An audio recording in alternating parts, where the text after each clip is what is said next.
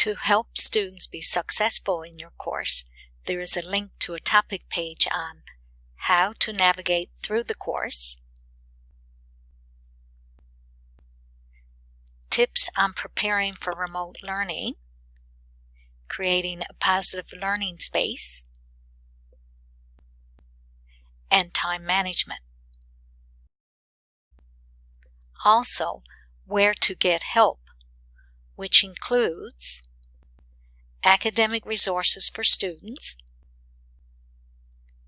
such as the Writing Center and Academic Advising Center. There are links to university regulations for undergraduate students, graduate students,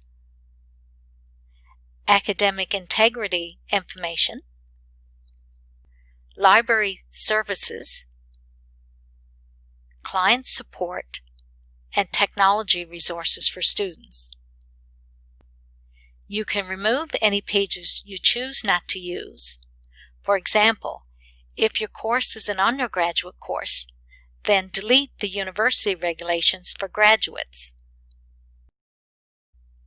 by clicking the down arrow next to the title and selecting Delete Topic.